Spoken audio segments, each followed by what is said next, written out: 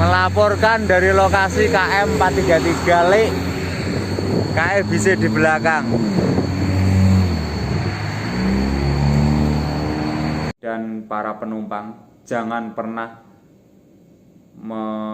melewati batas. Kalau nggak boleh ngecas power bank ya jangan ngecas. Kalau nggak boleh ngecas laptop ya jangan ngecas. Kalau nggak boleh ngecas kamera ya jangan dicas di situ. Kalau peruntukannya memang untuk HP doang, cas HP doang, jangan yang lainnya. Halo, kan bareng saya lagi di Zenanto. Kali ini pagi-pagi sekali, matahari juga baru nongol. Ini lagi di KM 434 atau ya 433 persis. Di KM 433 di bawah kaki Gunung Ungaran. Kita sedang ada berita duka dari PO Sudiro Tunggajaya yang mengalami laka kan. Jadi ini Sudiro Tunggajaya ini dia mengalami musibah kebakaran di tol Ungaran Bawen ya.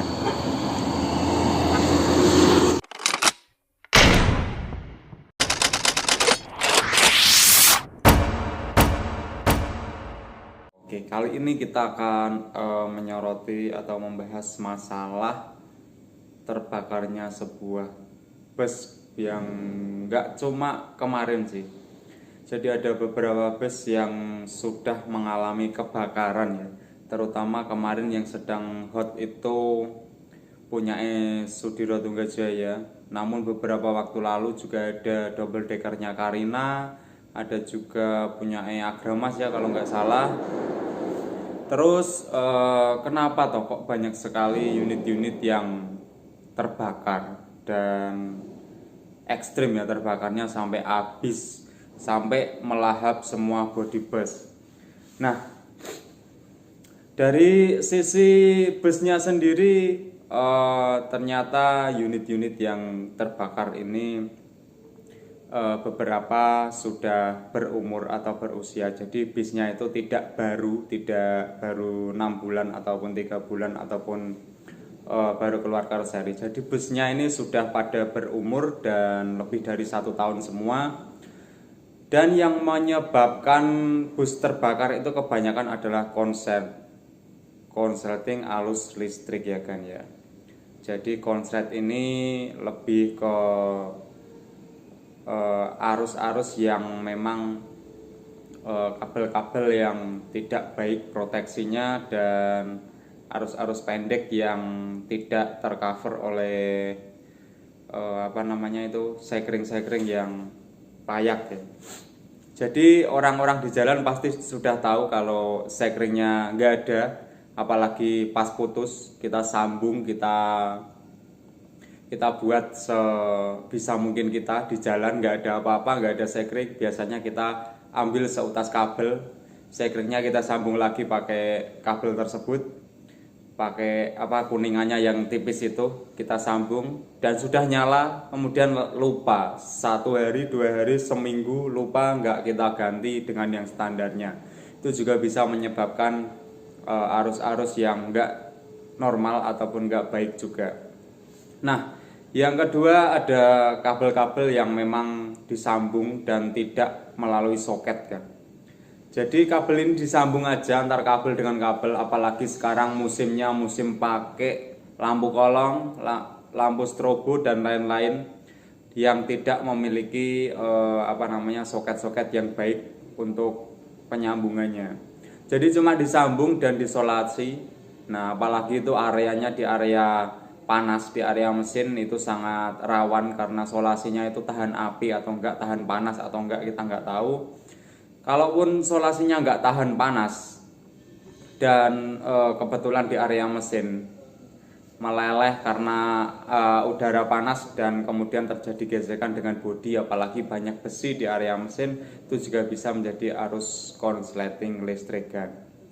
Nah, kebetulan kemarin aku berada di lokasi punya Sudiro Tunggajaya yang laka itu kan, dan unitnya benar-benar habis, roda 6 unit sampai 7 serepnya habis, lambung sampai semuanya gelombang lepas, rangka samping yang pipanya tebal aja sampai melengkung, AC habis, seat habis, jok habis, toilet gak tersisa, habis semua. Pokoknya unit itu tinggal plat dan rangka saja.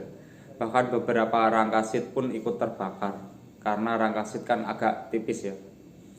Nah, setir terbakar semua, kabel-kabel yang tersisa itu cuma plat bodi dan kabel-kabel dalamnya itu yang kuningannya itu masih sisa. Radiator pun habis kan. Saya di sana cuma aku ada beberapa dokumentasinya cuma nggak aku share karena memang mengingat ini kecelakaan yang begitu musibah yang nggak diinginkan. Kalau kebakaran itu musibah yang nggak diinginkan. Kalau musibah yang diinginkan itu mungkin 20%-nya sadar bahwa kita akan celaka adalah ketika kita oleng ataupun kita kecepatan di atas maksimal, itu 20%-nya kita sadar bahwa kita akan mengalami kecelakaan dengan kita melakukan ini. Itu menurut saya ya, karena kecelakaan itu bisa diminimalisir ketika kita tidak melakukan hal-hal yang tidak seharusnya. Nah, untuk teman-teman atau kru atau pemilik bus ketika ingin ataupun zaman sekarang menuruti era milenial kan, sebuah bus ingin menambahkan sebuah strobo ataupun lampu kolong ataupun lampu-lampu lainnya termasuk lampu disco dan lain-lain, mulailah menyepek unitmu ketika di karoseri. Speklah unitmu di karoseri untuk menambahkan A, B, C, D, E, F, G walaupun nanti tidak terpakai. Jadi tambahkanlah spek-spek kabel-kabel tersebut, soket-soket tersebut sudah melalui jalur-jalurnya. Contoh nih, pengen menambahin lampu strobo nantinya. Jadi ada saklar tersendiri yang sudah dihubungkan dari routing kabel yang bagus dan baik, sudah terproteksi dengan baik dengan grommet dan sudah ada sekringnya. Jadi ketika ada kabel konslet di area strobo atau di area lampu kolong, yang putus sekringnya dulu kan, nggak langsung konslet terus gitu menjalar, itu enggak.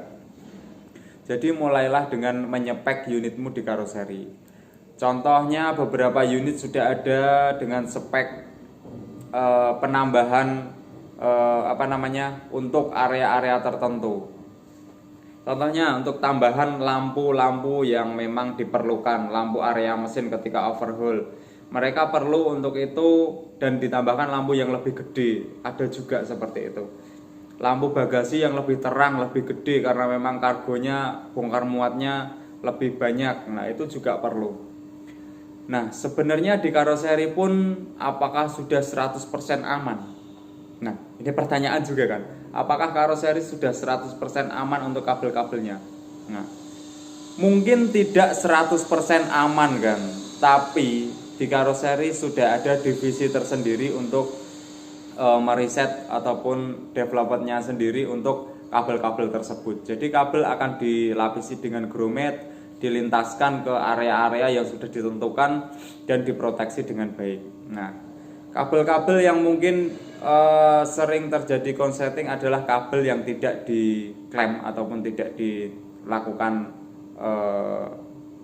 area-area yang tidak pada jalurnya. Kemudian area-area pipa yang agak tajam dia bergesekan seperti ini hingga grommetnya terputus dan kabelnya itu menyebabkan percikan api. Itu sering banget terjadi seperti itu. Di beberapa kasus bahkan di rumah-rumah kan juga ada seperti itu yang konslet akibat kabel bergesekan, kabel sudah tua, kabel juga getas, seperti itu banyak sekali. Jadi buat owner-owner PO dan juga buat kru-kru yang ingin menambahkan aksesoris via kelistrikan, lebih baik pakai soket-soket kan. Jadi kabel ditambahkan boleh, cuma di soket, jangan di solasi-solasi aja.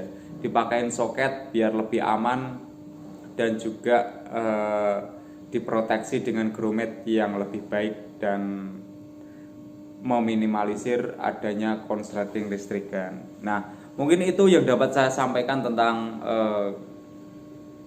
beberapa kasus kebakaran. Jadi speklah unitmu mulai di karoseri, walaupun nanti terpakai atau tidak, yang pastinya dapat meminimalisir terjadinya konsleting listrik. Dan kalaupun dalam waktu jangka, biasanya kan garansi itu 1 tahun ya. Kalau kita udah pakai strobo dari 2 bulan dengan jalurnya karoseri, itu kalaupun ada terbakar unitmu itu biasanya ada garansi.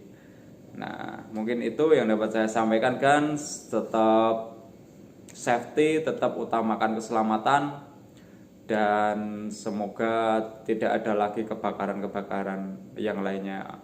Oh iya, bis-bis yang zaman sekarang itu harusnya karoseri sudah mulai memikirkan tentang bahayanya api. Jadi ada sensor-sensor api di area belakang karena tidak terjangkau ya.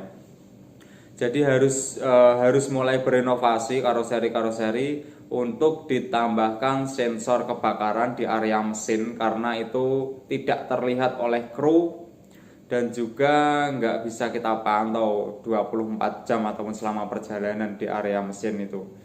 Nah, ditambahkan sensor kebakaran, dan juga area-area situ janganlah yang mudah terbakar, seperti ada styrofoam di bagian lambung-lambung ya, walaupun ada aluminium foil untuk untuk meredam panas ataupun kebisingan, itu kalau bisa ya diusahakan itu yang tahan api gitu loh. Jadi ya setidaknya meminimalisir lah atau melambatkan pergerakan api gitu loh, jangan sampai cepat. Apalagi area-area tersebut rawan akan konsleting listrik dan tidak kita ketahui atau tidak kru ketahui. Nah, mungkin itu yang dapat saya sampaikan.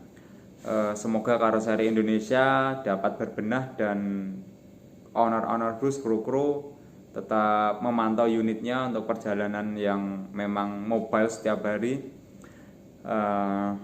Dan para penumpang jangan pernah melewati batas. Kalau nggak boleh ngecas power bank ya jangan ngecas. Kalau nggak boleh ngecas laptop ya jangan ngecas. Kalau nggak boleh ngecas kamera ya jangan dicas di situ. Kalau peruntukannya memang untuk HP doang, cas HP doang, jangan yang lainnya. Kalian ini udah gede, yang bisa ngecas di bus, yang tahu itu udah pada bisa mikir lah.